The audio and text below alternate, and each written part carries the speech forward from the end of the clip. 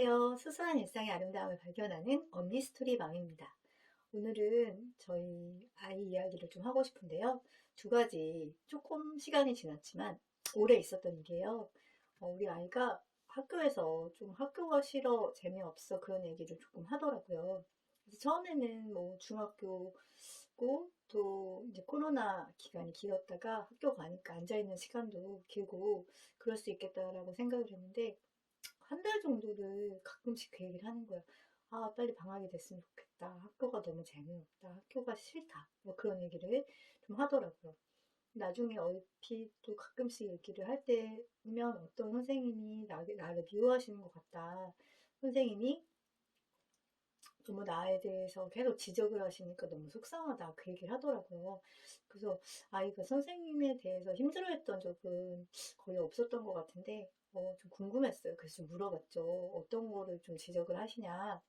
그랬더니 뭐 글씨 크기가 큰 거랑 또 뭐 딴짓 한다고 좀 생각하신 적도 있고 오해하신 적도 있고 그리고 연필을 잡는 거를 세게 안 잡는 거, 뭐 이런 자세, 막 이런 걸로 많이 혼이 났었다. 본인 딴에는 이제 그렇게 얘기를 하더라고요.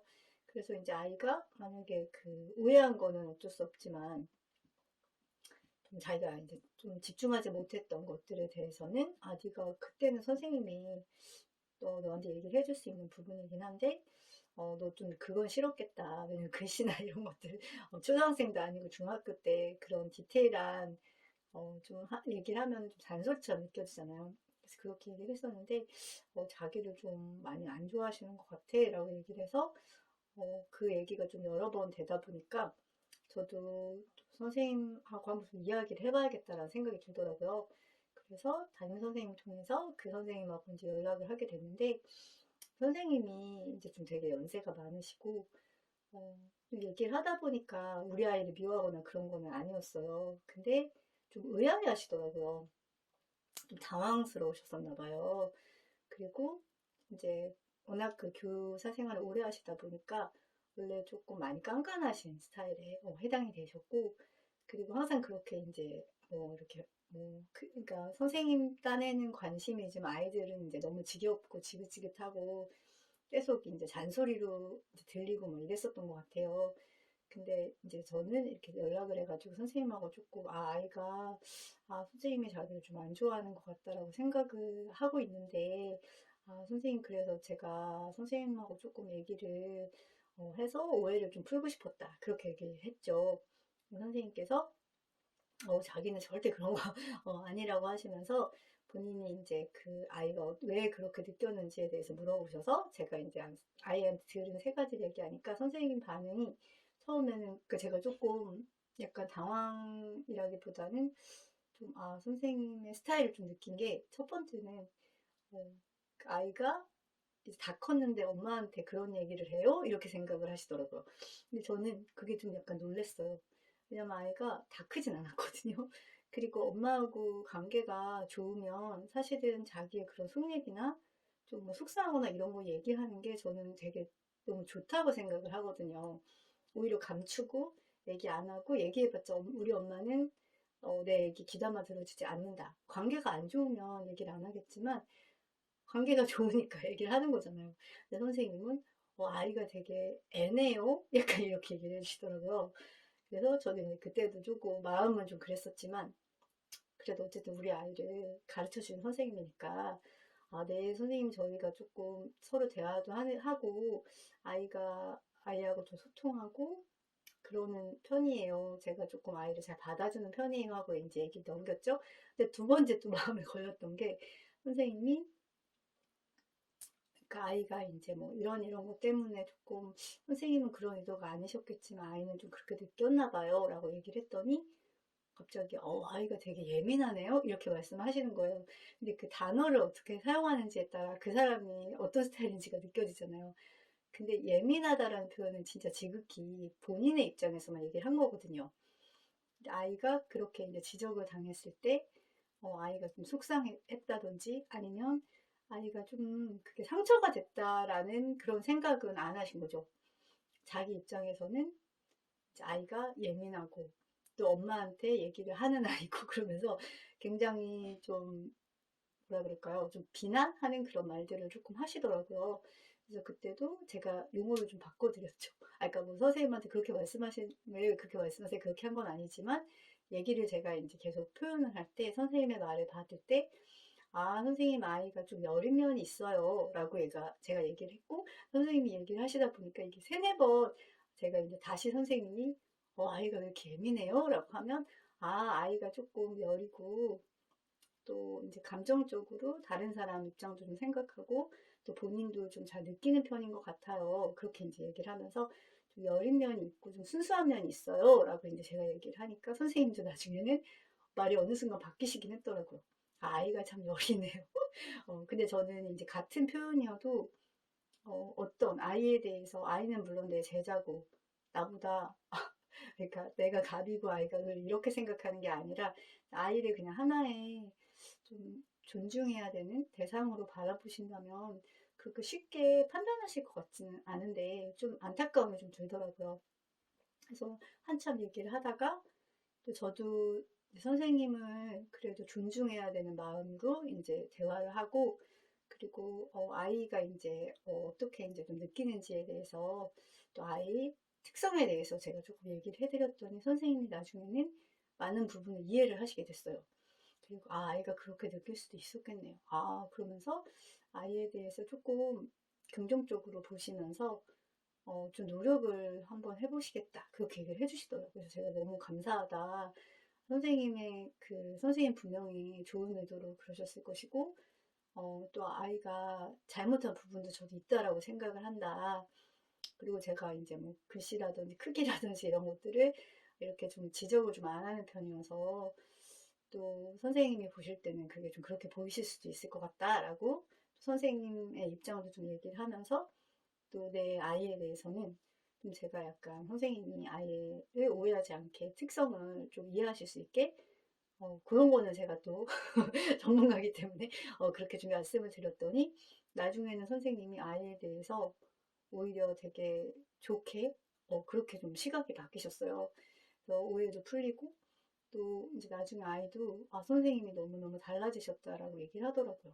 그래서 처음에는 엄마가 선생님한테 말씀 좀 드려줬으면 좋겠다라고까지 얘기를 했어요, 아이가.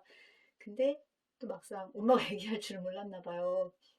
근데 얘기를 하고 나서 선생님하고의 관계도 편안해지고 또 선생님이 노력하시는 것들 보니까 아이가 좀 되게 좋았나 봐요. 그래서 그런 얘기 있었고 또 한 번은 옛날에 초등학교 1학년 때인가 한번 싸웠던 적이 있었는데 이제 그 어떤 두 친구가 이제 우리 아이한테 좀 장난을 심하게 하면서 먼저 때린 거죠. 그래서 아이가 하지 말라고 했는데 또 이렇게 때리면서 방어하면서 이렇게 싸우니 근데 이제 큰 싸움은 아니라 그냥 발 몇 번 차고 끝나는 네, 그런 것이 있었는데 그 이후로는 좀 그렇게 싸운 적은 없었거든요. 근데 이제 중학교 들어가면서 처음으로 누구랑 다퉜다는 거예요. 근데 제가 알기로는 친한 친구였거든요. 그래서 좀 궁금하더라고요. 그리고 좀 당황스러웠죠. 왜냐하면 그런 거를 진짜 거의 처음 받은 거나 마찬가지니까. 그래서 이제 통화하면서 상황을 조금 들었는데 아무래도 선생님께서 이제 전해 들으시다 보니까 정확하게 모르시고 아무래도 선생님들은 아이들에 대해서 이제 엄마들이 뭐 민감하게 생각하고 예민하게 생각할까봐 조금 말을 축소 시키고 싶어 하시는 부분 이해는 돼요. 그리고 좀 뭔가 좋게 이렇게 하고 싶고 그래서 이제 계속 특별히 이제 둘이 뭐 그렇게 크게 싸운 건 아니었기 때문에 근데 이렇게 손톱 자국이 좀 아이 이렇게 났었나 봐요. 그리고 우리 아이도 뭐 하다가 그 친구에게 손톱 자국이 났었고 그래서 이제 선생님은 크게 다친 거는 아니어서 이제 좀 무마시키고 싶어 하시는 그런 마음이 굉장히 있으셨던 것 같아요.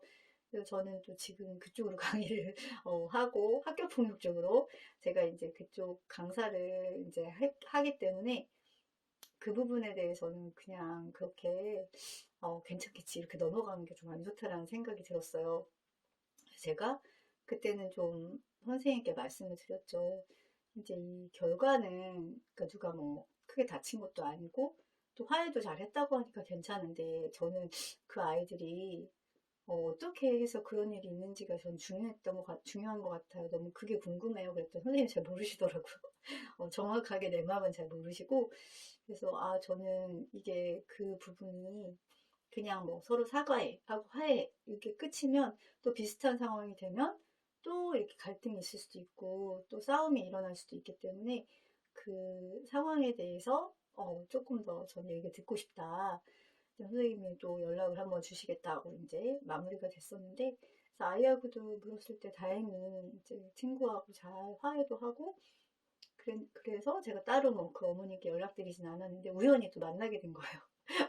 근데 이제 서로 약간 편하지는 않지만 제가 먼저 그냥 물어봤죠. 그거 알고 계시죠? 그러면서 물어보니까 그 엄마도 약간 좀 움찔 약간, 좀 서로 불편한 얘기니까. 근데 그 어머님도 좀, 네, 저를 알고 계시기 때문에 얘기를 하다가 또, 그 친구는 어떻게 얘기를 했나요? 라고 하니까, 뭐 오해가 있었다라고 얘기를 하시더라고요. 그래서, 그래요? 그러면서 둘이 지금은 좀 어떻게 지내는 것 같아요? 라고 했더니 그 어머님이 뭐 자기 아이는, 아직 그 친구가 조금 오해하고 있는 것 같다고, 느껴요. 라고 얘기를 하면서 최근에는 또 뭐 같이 게임도 하기도 하고 그 온라인상에서 그러면서 이제 많이 풀렸더라고요. 그리고 언제 그랬냐는데 잘 지내게 됐는데 그때도 그냥 이제 뭐 모른 척하고 서로 이제 해결이 됐으니까 넘어갈 수도 있지만 저는 오히려 그게 더 오해를 만든다는 생각이 들더라고요.